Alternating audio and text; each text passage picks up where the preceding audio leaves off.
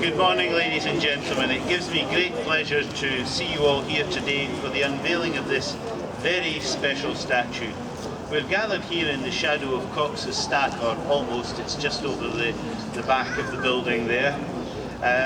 Cox's Stack is the chimney of the former Camperdown jute mill. The chimney takes its name from the jute baron James Cox, who later became a provost of the city, so one of my predecessors. Dundee had several large jute works, with Camperdown Works in Lochee being the world's largest jute works, an incredible achievement for such an area as Dundee, and Lochee in particular. The jute industry was also notable for employing a high proportion of women. In 1901, 25,000 women were employed in the jute industry, with women accounting for more than 70% of the industry's workers. By 1911, the percentage of persons employed in Dundee jute industry who were women had risen to 75%. Dundee jute industry was also notable that in a relatively high number of those employed in it were married women. Married women in Dundee at the turn of the century didn't normally work, so it was quite unusual for the jute industry to employ so many people. In 1911, a total of 31,500 were employed in the jute industry in Dundee, and Lochee was the largest area at that point in time. This was 41% of all the city's workers.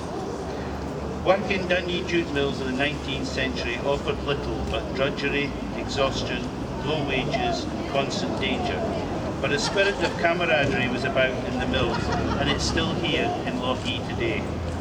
This wonderful statue has been a long time in coming, and Dundee West Communities Association should be very proud of themselves. 9 years of campaigning and fundraising has now paid off.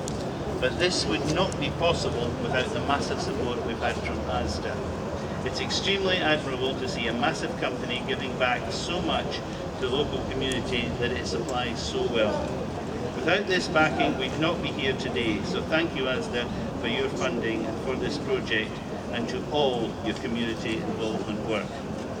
It's fitting that the work of the Weaver women is being remembered and honoured by the people of Dundee and Lochee in particular. The jute workers were an inspiration and quite unique. They should be looked up to forevermore for leading Dundee through its times in the jute industry and laying the foundations of the city we have today. Lochee is currently undergoing a massive transformation, and the Jute Women's sculpture is a brilliant reflection of the changes being made in the area. It's important to look back and see how far we've come, but equally, after this generation is long gone, this statue will be a reminder forevermore of the Jute women and the community they supported. A special mention must go to Stella Carington for all the work she has put in over the years. I believe she was even a model for the statue, which I'm sure we'll see in a moment. Thank you all very much for coming today. Thank you, Stella, for all the work you've done for the people of Lochee and for Charles over the years. And I hope to see the statue unveiled in all its proud glory very, very soon. Thank you all very much. Before I depart, I have to introduce Lisa Rourke from ASDA, who has been inspirational in helping the city get this beautiful statue into its place. Lisa.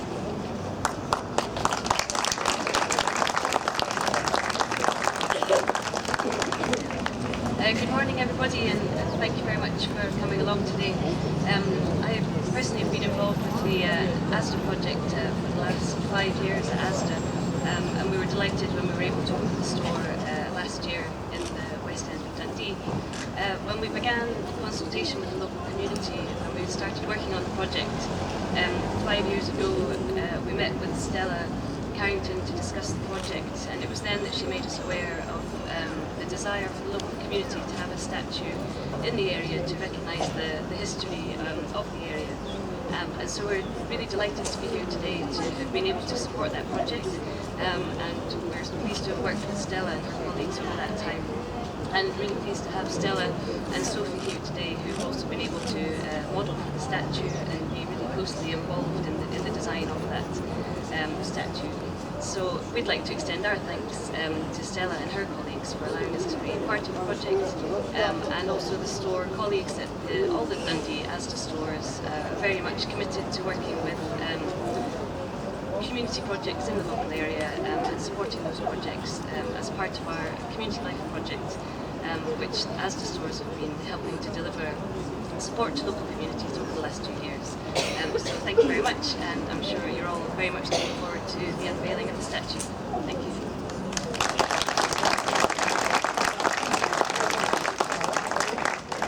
Hi, good morning everyone.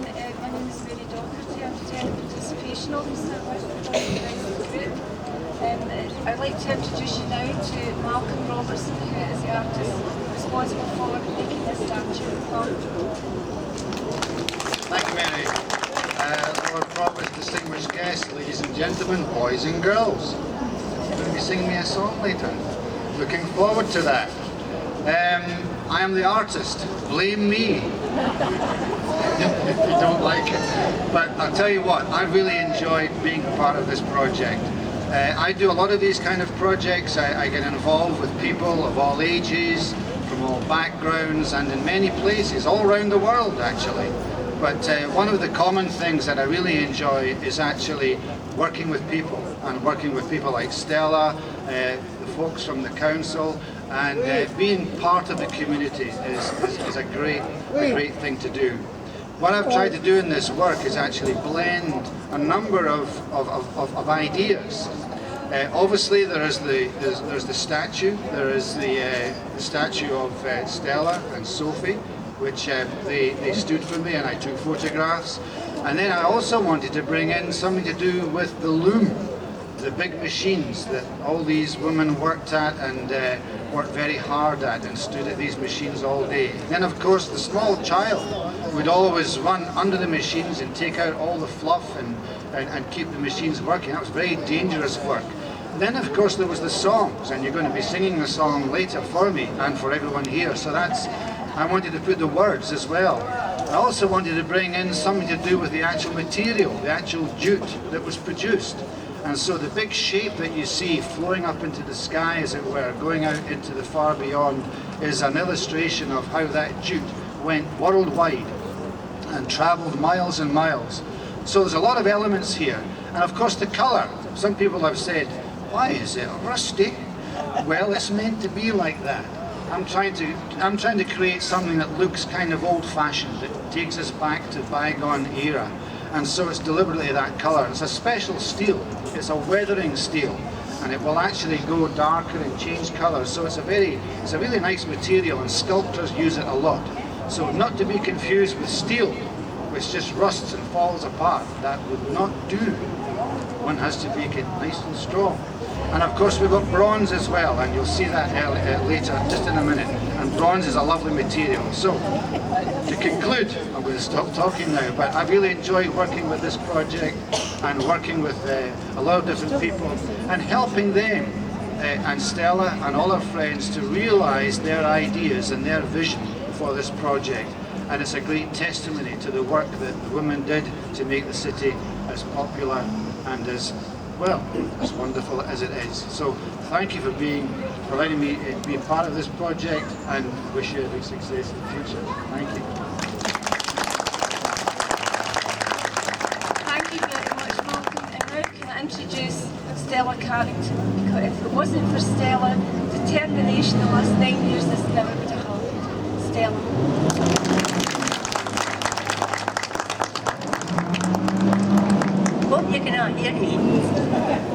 Well, this is a momentous day for me. I have to say, it's my dream come true. It's no once-in-a-lifetime achievement. It's a once-in-many-lifetimes achievement, as he has. 9 years. God, it doesn't seem like that time. First 5 years we did consultation, liaised with the planning department, got permission, and then right, look for funds. And would you believe it, along comes ASDA, desperate for the Charleston and Tennessee residents' support in order to get their new superstore, which we really pounced on and said, well, yeah, before we even thought about funds for our project, it was a matter of 350 jobs coming to the area, and that was the priority. So yeah, we said, definitely go for that. But then I had a wee thought and said, well, actually, we've got a wee project on the back burner here that you might be interested in. And we explained what it was. And they said, well, yeah, you support us for as long as we need you to get the shop, and we will grant you the money for your statue. And of course, we did that. And it took 3-4 years for that. And then another year for the shop to open, for this to go on the go. Then we met Malcolm, and sort of his work to us was unique, so actually we picked him. And then he was the one that suggested somebody for the committee being the model. And I had the great honour of being the model for the rerun. And Sophie Capon, her mum, is the secretary of the committee. So very appropriate, because Sophie's gran worked in the mills. And of course, I was a weaver at 15 in the Bower in Douglas Street. So I really have an affinity with these women. These women that work 16 hours a day, 16 hours on their machines, the same machines that I worked in, that made billionaires at the Jute barns in Dundee, albeit the weavers and the other workers worked in dire conditions and lived in abject poverty. Beggar's belief nowadays. But anyhow, I'm trying to get everything in that I had in my mind. I never wrote it down because I would never read it. And of course, Sophie's school kids, her chums are here to sing for us. But there's some people special that was helped in the project that I would like to mention. And the first one I mention is John Gray. John Gray, I think, and Bob. And Bob, if you're here, I never ever did get your second name. But now, they're really good friends of mine now. Well, we call them just good friends. And we took their expertise and their artistic bent that they have, because they're artists in their own right, and took their advice. And also, I would like to thank Mary Docherty, our tenant participation officer, who is really a necessity for any tenants and residents association. I would ask you to support all your tenants and residents association, because this is the kind of thing you can achieve if you have the right person advising you along the road, which I thought Mary Docherty was. She's an invaluable asset to us. Please don't lose her counsel. I'm trying to think if that was everything that I had in mind, and I think it is. So now is the time that we have to unveil, and then we'll hear the kids singing the mill songs. Thanks very much for coming, everybody.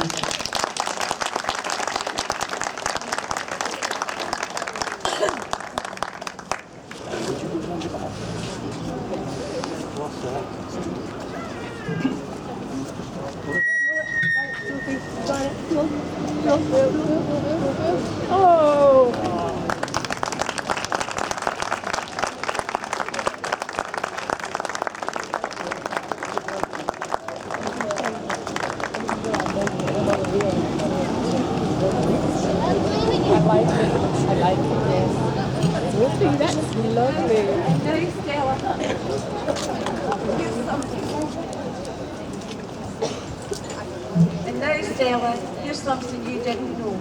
It's a wee surprise.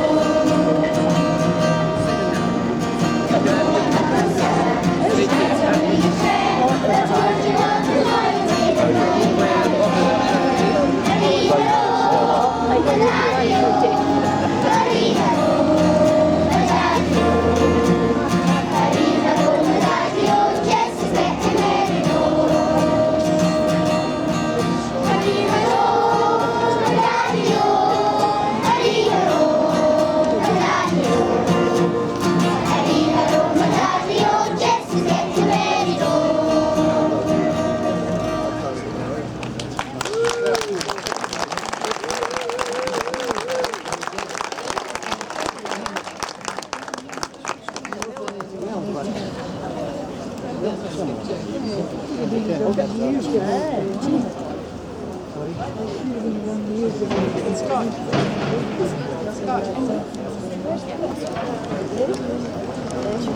Scott.